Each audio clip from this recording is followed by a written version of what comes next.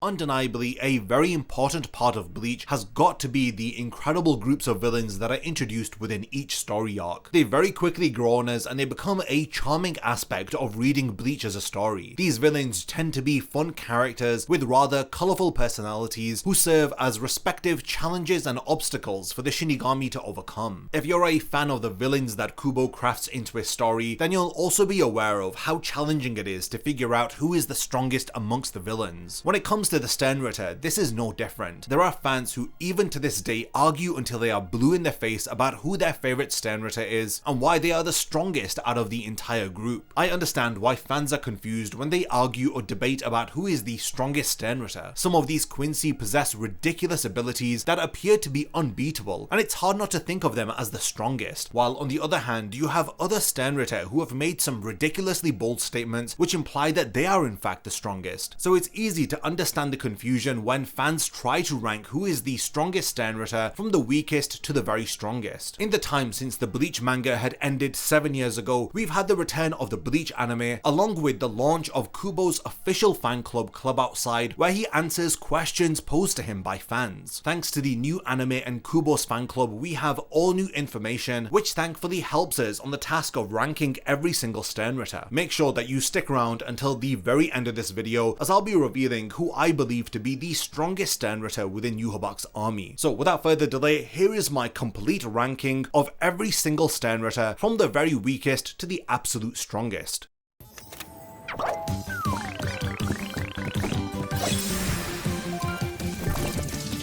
As with all of my ranking videos, I want to first lay down the ground rules, explaining my criteria for making all of the placements on this list. Ranking videos are some of the most controversial videos that I make on my channel, so I want to do my best to justify some of the placements in this video. All of the rankings that I will be making will be based on a combination of the abilities possessed by the Sternritter, their feats that they have displayed within the series, and many other means by which their power levels can be determined. So you may well find a Sternritter with seemingly worst abilities ranked above one with objectively better ones if their feats and scaling justify this placement. I also want to include that since the story has already confirmed that every single Sternritter is equal to or stronger than a captain, feats like beating a bunch of lieutenants, seated and unseated officers are not going to count for much in my opinion, because these Sternritter should already be able to easily do this. So with the formalities out of the way, let's jump right into the rankings. Someone unfortunately does have to take the dead last place as the weakest Sternritter, and this is none other than Bernice Gabrielli. There isn't really much to say about Bernice, despite the fact that their shrift causes them to talk a little too much. Bernice's shrift ability, The Question, appears to be an extremely powerful ability, as it can literally object to aspects of somebody else's existence. If in the right hands, this could have caused a lot of damage, except it comes with a bit of a downside, which is the fact that his objections need to be made vocally, and in a universe where almost every character is significantly faster than the speed of sound, it's a massive limiting factor to his shrift ability while he is engaged in combat. And not to mention, we don't know if his shrift ability, The Question, is a one-hit kill ability, which would then allow his opponent to counterattack against him. The Question is also a shrift whose powers can be easily circumvented by either destroying your eardrums or blocking out your ears so that you cannot hear his voice. This is actually the main reason why he gets killed by Kinpachi, because he hilariously couldn't hear Bernice using the abilities of The Question. From the very brief role that Bernice has within the story, it seems like he is a Quincy with almost no alternative means of combat, meaning in battle he primarily relies on using his shrift ability. This over-reliance on his shrift further accentuates its glaring weaknesses. It's a power that is extremely unreliable and borderline useless because it's just too slow against over 90% of Bleach characters, and his lack of alternative fighting methods severely limits his already limited abilities. One of the most unfortunate aspects of Bernice's power is actually how very little we see it being used. So despite Bernice's shrift ability having a lot of potential, it's unfortunately wielded by a Sternritter who is unable to use it to its fullest potential. Coming in the 28th spot as the second weakest Sternritter, nobody is more deserving of this position than Jerome Gisbat. He is a character whose entire existence was off-screened. This alone is a massive indicator for the lack of relevancy that this Sternritter had. He possesses the Shrift ability R for the Raw, a Shrift power that lets him turn into some giant monster who possesses a sonic scream. Once again, this is a power that is limited by the speed of sound. Unfortunately, this is such an incredibly basic Shrift ability, it would be a mystery to me if any of the Bleach characters were to be hit by it, because it's that easy to avoid. Unfortunately for Jerome, Kubo had paired him up against Kinpachi Zaraki, who made very quick work of him. The Raw had only slightly affected Kinpachi's hearing, which unfortunately for the Sternritter had allowed him to defeat Bernice after he had defeated Jerome. In the anime, we learned that Kinpachi had effortlessly taken out Jerome with just a single slash. So unfortunately for Jerome, he is killed off very easily and he never has a chance to utilize his full potential, which in my opinion wouldn't have made too much of a difference, especially if he was killed by a single strike from Kinpachi. Rounding off our bottom 3 Sternritter is none other than Driscoll B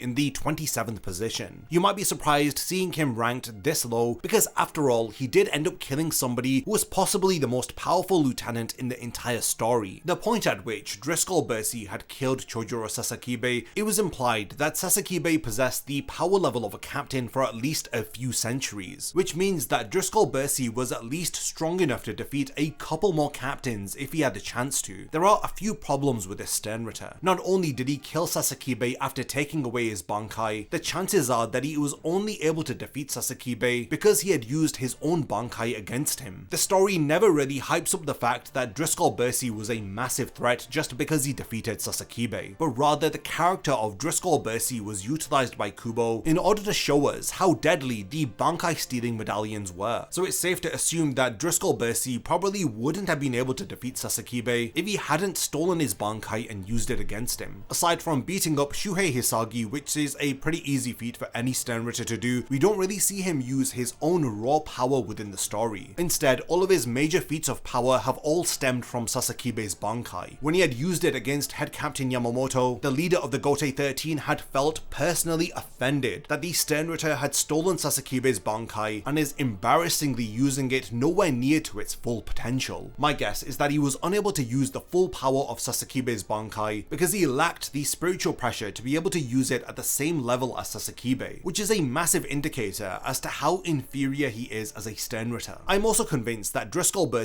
possesses what is easily the most useless Shrift ability in the entire series. His Shrift ability, the Overkill, is a power boost that strengthens its user with every kill that they make on the battlefield. For context, what we see from Driscoll B and his underwhelming feats is a result of his power being boosted after he had killed over 200 Shinigami. Despite this, he still wasn't able to fully utilize the power of Sasakibe's Bankai. This means that on the scale of fighting at captain level, the power boost that a Shrift ability gives him per single kill is incredibly low. This leads me to my final point. The Overkill is so unbelievably useless that the only time that it could ever serve any purpose is in hypothetical matches where he has already killed, let's say, 1 million Shinigami. But when it comes to random one-on-one encounters, if Driscoll B didn't have his Bankai stealing medallion with him, I believe that Sasakibe would have made very quick work of him. The only reason why he isn't ranked the worst Sternritter is because he at least has some feats within the story in comparison to the 2 fearless Sternritter who are ranked below him. Next up, in the 26th spot, we have the Sternritter Lloyd. This Quincy possesses the formidable ability to perfectly imitate the appearance, power, and abilities of his opponents. Now, you may be scratching your head as to why I have ranked him so low within this list, because after all, being able to imitate your opponent's power level is a pretty handy ability to have, but there is a glaring problem with Lloyd's Shrift ability, which is showcased during his battle against Kinpachi. When Kinpachi narrates how the fight had unfolded with the Sternritter, he explains that he was able to surpass Lloyd's imitation of him by simply growing stronger than the imitation that Lloyd had created. You could argue that the solution to Lloyd's Shrift ability is something that only Kinpachi can exclusively do, since at this point in the story, all that Kinpachi had to do to become stronger was to remove some of the subconscious restrictions that he had placed upon himself when he is up against a threat that is at the same level of power as him. But when you really break down what Kinpachi had done during his battle against Lloyd, you'll understand that Kinpachi's boost in power was no different to a regular Shinigami boosting up their power by performing Bankai, Shikai, or even Holification. Aside from hacking and slashing his opponents, Kinpachi appears to have the ability to overcome his subconscious limitations, which you could class as a unique power-up that only he possesses. But Lloyd's inability to continue imitating this boosted up version of Kinpachi is the biggest biggest flaw of Lloyd's Shrift ability called the Yourself. Lloyd's Shrift power is unable to imitate innate abilities that increase one's power. It can only copy appearances and imitate the power level that is tied to that appearance, and unfortunately this is what it is limited to. It cannot do anything beyond this. This ultimately means that if Lloyd was to battle against a character who has a means of enhancing their stats and abilities, they would be able to easily defeat him, since his imitations automatically end up becoming the weakest version of his opponents. So the Yourself is practically useless against anybody who has the ability to activate Bankai or even Shikai Unholification. Coming in the 25th spot, we have Nanana Najakup. Nanana possesses the Shrift ability U for the Underbelly, and if I'm being frankly honest with you, it's a bit of a lame power. Nanana is able to detect weaknesses in Reiatsu and then aggravate those weaknesses in order to knock an opponent unconscious. There's a lot about how this Shrift ability works that remains mysterious to us, but after close examination, I feel that the very little that we do know about it is enough for us to establish just how completely and utterly underwhelming this Shrift ability is. The only reason that Nanana is ranked above Lloyd is because he does in fact demonstrate some feats, and by some miracle he pulls these off against Sosuke Aizen of all people. Now while this could be considered impressive, you have to consider the fact that Aizen was being tied down by the mighty Chesama, and the way in which Nanana's Shrift power works lets it down massively. So this Shrift requires the user to study an opponent's Reiatsu for a seemingly long amount of time. This allows him to determine the weak points of their Reiatsu, after which he can finally use his ability the Underbelly. This means that literally his greatest enemy is a moving object, which in context is literally every other fighter in the story. Unfortunately, Nanana's powers seem inconvenient and borderline useless. Just because he was able to pull it off against Aizen, who again was tied down by Chesama, doesn't mean that he would be able to successfully use it in any other combat situation. I mean, consider his performance against Byakuya, who he could not use his Shrift power against, which ended up making Nanana a sitting duck. And from what we see of Nanana's holy form, he doesn't appear to gain any significant power from it. So overall, this Sternritter possesses a mostly impressive Shrift that is saddled with a really inconvenient activation condition, which is why I cannot rank him any higher on this list. In the number 24 position, it's none other than Kungu. Honestly, I don't really know where to start off with this guy. He's a Sternritter who possesses the Shrift I for the Iron. It simply grants him the ability to harden his skin into a metallic state in order to protect himself from incoming attacks. He is a character who, I'm not going to lie, got really shafted by Kubo, since we barely had seen him show off anything that wasn't Hitsugaya's stolen Bankai. When it comes to his very own Shrift powers, he has only ever used his own Shrift ability in a defensive manner against Hitsugaya, and lastly against Hashwald's basic sword slashes. While Hashwald's initial attack was successfully blocked by Kungu, he had little difficulty in bypassing his Shrift ability once he had activated the balance, which in itself is a very broken ability, so I won't hold this against Kungu. Overall, the Iron is an untested and unproven power, and as such there isn't really any reason for Kungu to be placed any higher on this list. Unfortunately, he ends up being one of those characters who didn't have much of a chance to shine within the manga or the anime. Despite his really cool character design, he ends up having a lot of wasted potential, which is why he's ranked this low on this list. Next up, we have Sternritter K BG9. He is a rather interesting case study because despite the fact that he got more screen time than almost all of the other Sternritters mentioned below him, we still have absolutely no idea what his Shrift ability K stands for. A lot of fans, including myself, have theorized that it stands for the knowledge, due to how he's able to analyze and understand abilities and seemingly create perfect counters to them. This, coupled with his extremely deadly arsenal of modern weaponry, easily proves that BG9 isn't a character to be messed around with. Unfortunately, this is where the positive points about this Sternritter end. BG9's greatest feats were against Soifon, who typically fights without her Bankai. So in actuality, Soifon is the one captain who would have been least affected by losing her Bankai. So BG9 was up against a captain who was relying on their base level of strength, and all things considered, he appeared to be just as strong as her. Now, with no disrespect to Soifon, her level of power is a pretty low bar to clear, since she is one of the weaker captains. Considering this, BG9 had still struggled against the power of her Shunko before analyzing it and becoming resistant to it, which leads to the main weakness that I believe BG9 has. If he was up against a stronger opponent, he may well not have the opportunity to gain a sample of his enemy and to analyze it using his Shrift ability, the knowledge, in order to to overcome it. If BG9 was attacked by a character like Kinpachi, Shunsui, or any other stronger captain than Soifon, BG9 would have been pretty much dead. So despite having his genuinely impressive arsenal of weapons, the feats and powers that he has demonstrated come across as being a little too basic and even inconvenient when paired up against stronger characters. And I don't really rate the achievement of being stronger than Soifon momentarily. Coming in at the number 22 spot is Guan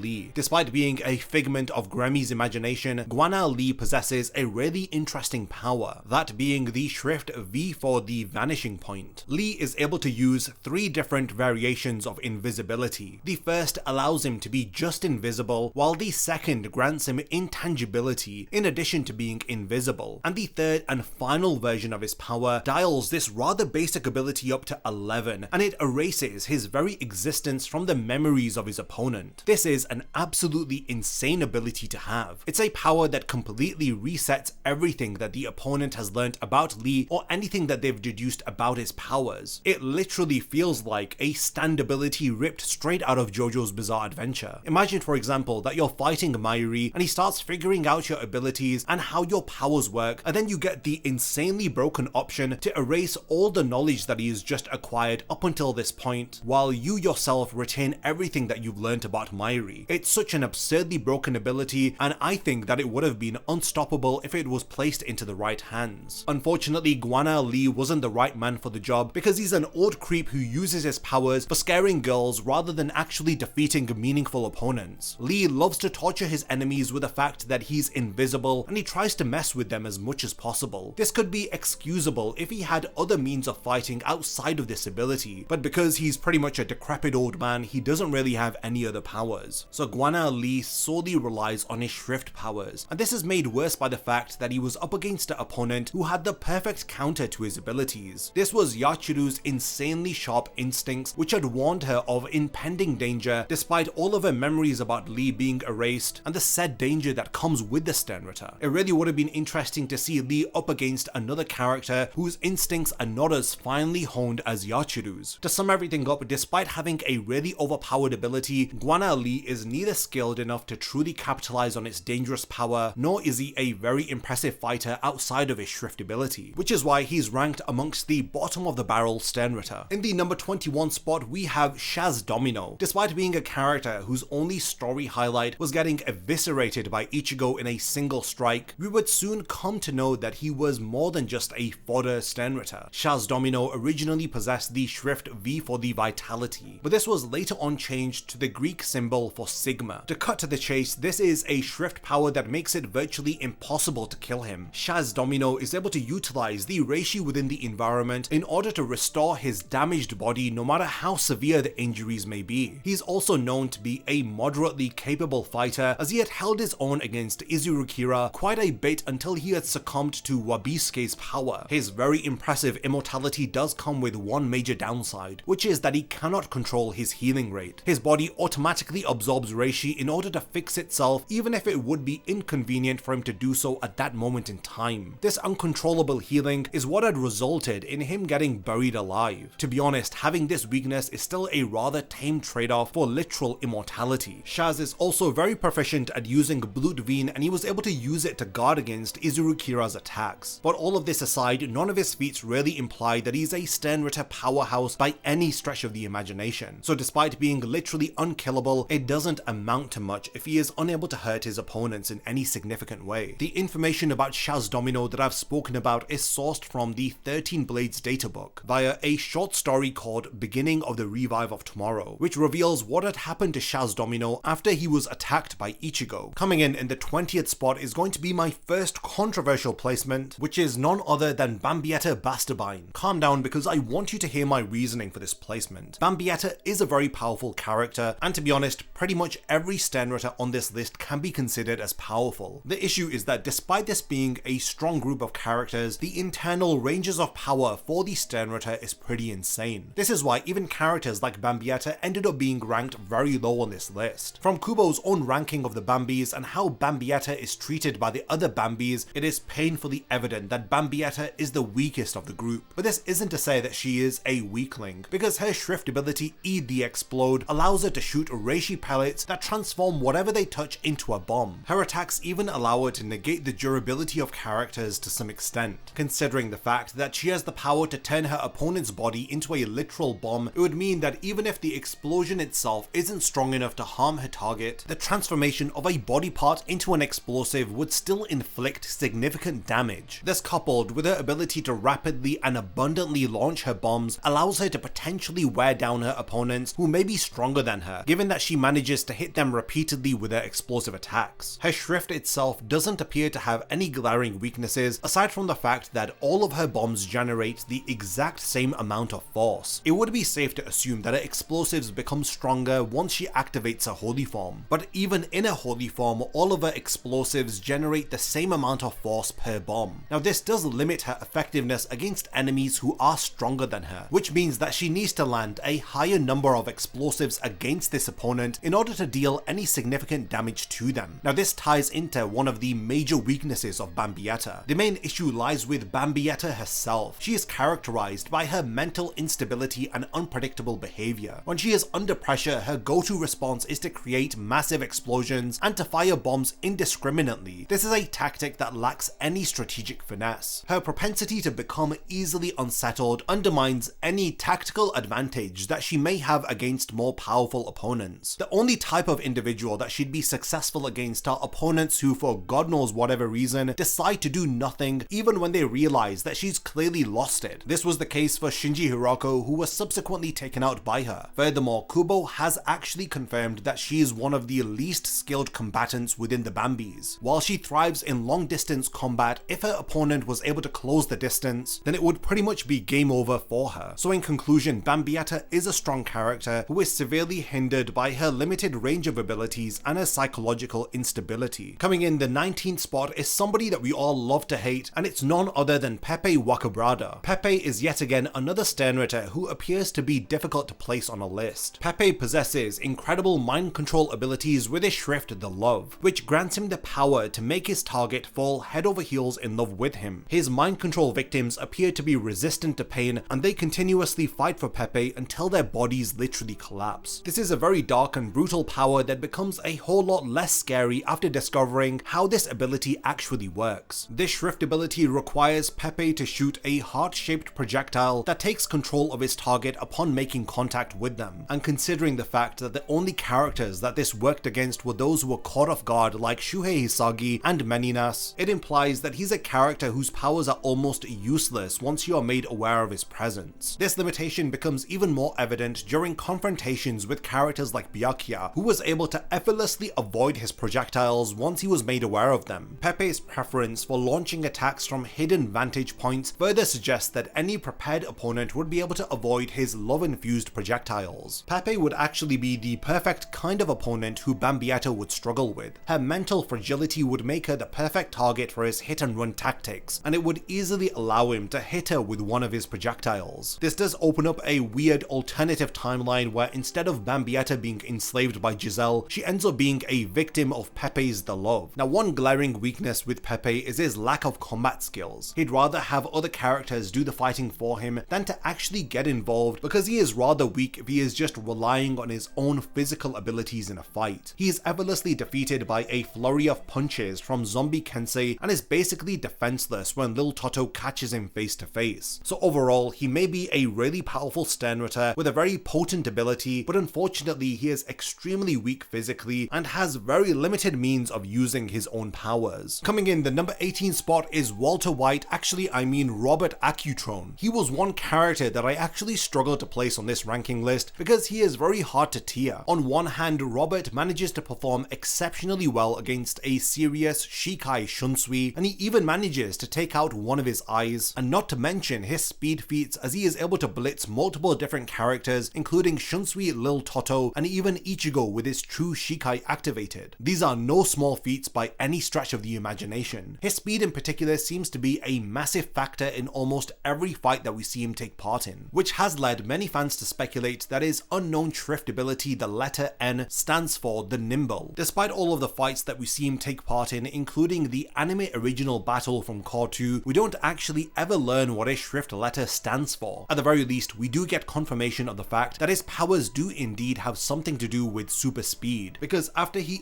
enhances himself, with Scalavirai he gains even greater speed. His fighting style of instantaneously moving towards an opponent and holding a gun to their head is easily the best counter to fighters like Pepe and Bambietta, which makes him a much more technically competent fighter than either of them. He doesn't seem to have any glaring weaknesses, but if there was one thing that I could point out as a weakness, it would definitely be just how quickly he gave up on living when he realized Yhwach had ascended to the royal palace without him. This, in my opinion, is the real reason why Byakuya was able to defeat him so easily. He was a complete mental and emotional wreck at this time, because he was basically counting the seconds until Yhwach's damning light of Ashwaunen would descend down upon him. Robert is definitely a strong character who would have been ranked even higher in this list if we had only known more about his Shrift ability. I'm still holding out some hope that he may make another appearance within Core 3, where we may get to learn what the letter N stands for. So after Robert, in the 17th spot we have none other than the captain of the hunting unit, Kilg Jail. He is another very interesting character who is considered by many fans to be very underrated when it comes to discussions of Quincy power. Now to some degree I believe that this is true, but at the same time I also feel that some fans might be giving him just a bit too much credit in this regard. Without a doubt, Kilg Jail is an undeniably strong Sternritter who appears to be a master of all the styles of Quincy combat. He is one of the first Sternritter that we actually encounter in the story who shows off their powers to a significant extent. Kilg Jail is a very skilled Sternritter who is capable of killing multiple Arankars and Hollows within Huecomundo effortlessly. He is able to casually defeat Loli and Minoli, which I'm not going to pretend is some massive feat, but we do see him defeat the three beasts who seem to have grown even more powerful since the Fate Karakura Town arc. He also uses Scalavirai to rip Ion to shreds, and he adds its power to his own. During his battles, he proves to be a very fast fighter who can catch his opponents off guard with quick flurries of attacks, which is what he had used against Loli and Minoli. When he activates his holy form, it enhances his physical capabilities to a genuinely impressive degree, so much so that he could withstand Getsuga Tenchos from Fullbring Shikai Ichigo. This is very impressive, especially if you consider what these attacks did to Ginjo back in the Fullbring arc. Kilg Jail also has a impressive defensive blute, which helps him out massively during his battle against Ichigo. His Shrift ability is J for the Jail, which allows Kilg Jail to create spherical jail cells which are able to trap his opponents indefinitely. It has been stated outside of a Quincy, no other soul has been able to escape his jail cell. This statement is put quite literally to the test, as Bankai Ichigo, being trapped within it, had succumbed to a fit of rage where he had blasted the jail cell with multiple Getsuga Tenchos, which ultimately were to no avail. It was only after Ichigo had completely wore himself out that his dormant Quincy powers were awakened, which had thus allowed him to escape Kilg Jail's jail. This Sternritter doesn't have any real weaknesses, and he is only limited by his power level. The story makes it painfully obvious that Kilg Jail is inferior to Bankai Ichigo, which means that any opponent who has fared decently well against Ichigo's true Zanpakuto would also prove to be superior to Kilg Jail.